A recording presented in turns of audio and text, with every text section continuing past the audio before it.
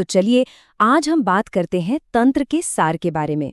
ये एक ऐसा विषय है जिसे लेकर बहुत सारी गलतफहमियां हैं, पर आज हम इसकी गहराई में उतरकर इसके मूल सिद्धांतों को समझने की कोशिश करेंगे।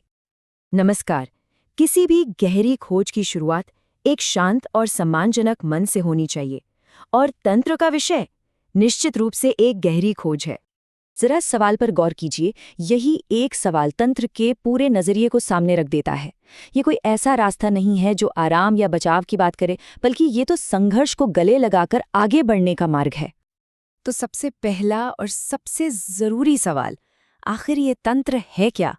देखिए, जो आम धारणाएं हैं उनसे बिल्कुल अलग।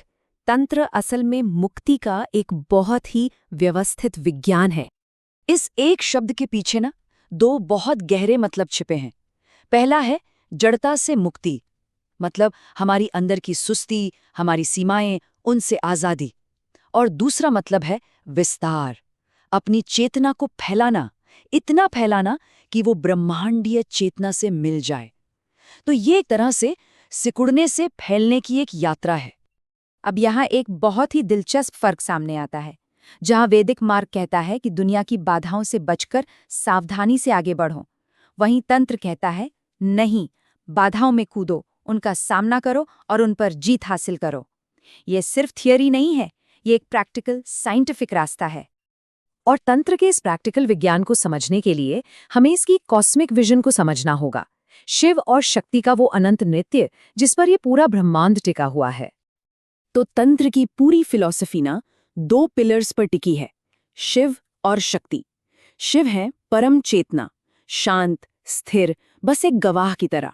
और शक्ति, वो है एक्शन, वो क्रिएटिव एनर्जी जो इस पूरे ब्रह्मांड को बनाती है, चलाती है। ये दोनों एक दूसरे के बिना अधूरे हैं। तंत्र के हिसाब से ये जो पूरी सृष्टि है, ये एक फ्लो में बनती है, 3 स्टेजेस में। पहली स्टेज है कौशिकी, जब शिव और शक्ति संतुलन में है, कोई हलचल नहीं। फिर आती है भैरवी, जब पहली क्रिएटिव लहर उठती है। और आखिर में है भवानी, जहां वही एनर्जी घूमकर जटिल रूप लेकर इस दुनिया को बनाती है। ये सूक्ष्म से स्थूल बनने की एक अद्भुत कहानी है। और इसी खूबसूरत खेल को, इसी क्रिएटिव डांस को ये श्लोक बहुत खूबसूरती से बताता है। मतलब ये पूरा ब्रह्मांड इन दो शक्तियों के मिलन से पैदा हुई एक दिव्य कल्पना है। तो ये तो हुई ब्रह्मांड की बात, पर सवाल ये है कि ये फिलॉसफी एक इंसान की आध्यात्मिक यात्रा के नक्शा कैसे बनती है? यहीं से शुरू होता है साधना का रास्ता।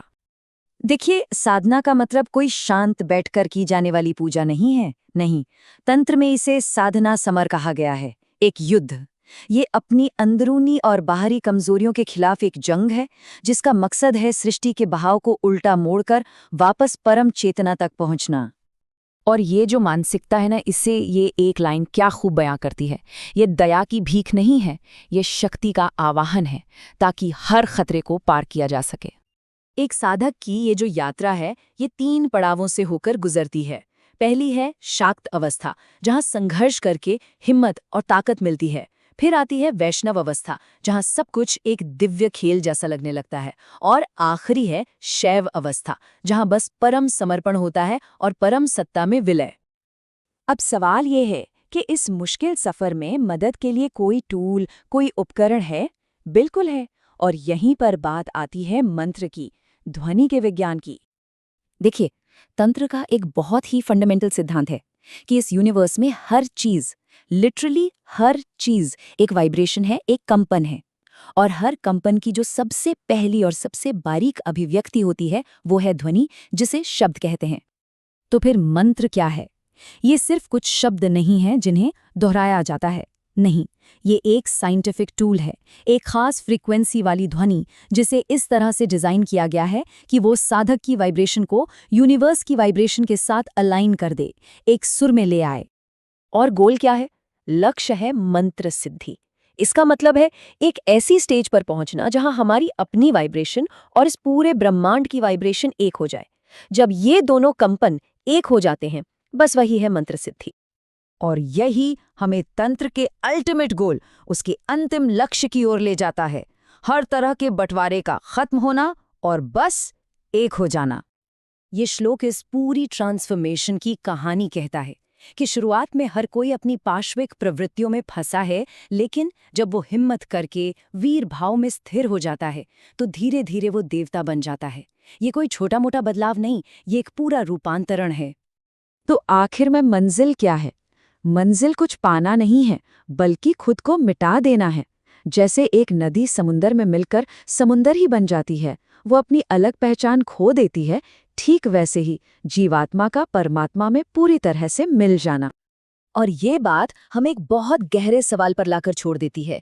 जब सब सीमाएं ही मिट गई तो उस अनंत में, उस बिना किनारों वाले समंदर में शरण लेने का मतलब क्या हुआ?